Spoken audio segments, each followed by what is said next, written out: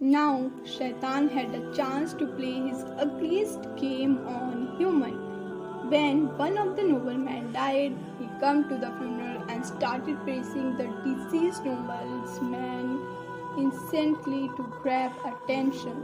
Shaitan said, "This nobleman needs to be acknowledged for his good deed by something more than just a funeral."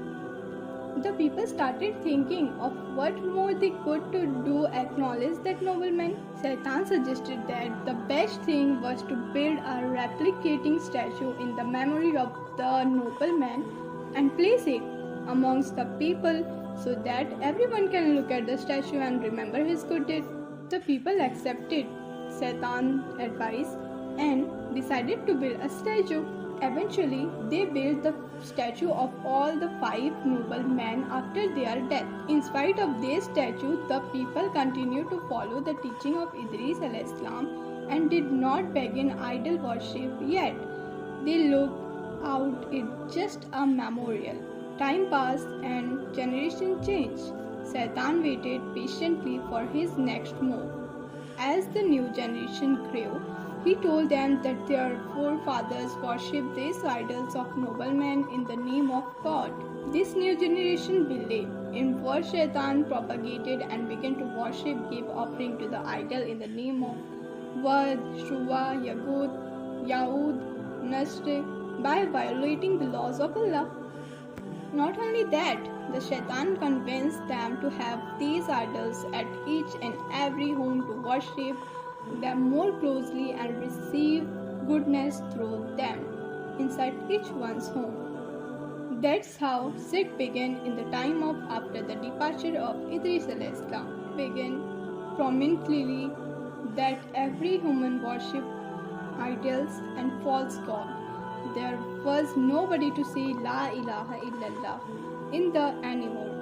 And they come next prophet of Allah to eradicate shirk. Between Adam and Noah al-Islam, there were 10 generations and all of them were a total Tawheed. Tawheed means faith only in Allah. But Satan had succeeded in his biggest strategy of giving birth to shirk on earth. Then come a group of people who were hungry for power, money and control. They made their own religions and laws under the system of idol worship and made a hierarchy which was fully under their control. This divided people in the name of religion. It was an era when people worshipped idols and carved their own hands, resulting in polytheism, injustice and corruption. Allah sent then Noah al-Islam as his next prophet and first messenger ever on the face of earth to call the people back to Allah. Al-Islam was great-grandson of Idris al-Islam. He is the only human on this planet worshipping Allah. The rest of humanity had thrown in shirk.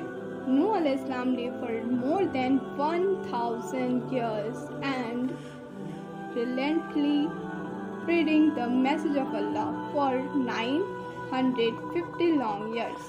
Noah al-Islam was one of the most patient prophet of Allah. Islam constantly called people to Allah and told them, "I am from your Lord, a warner.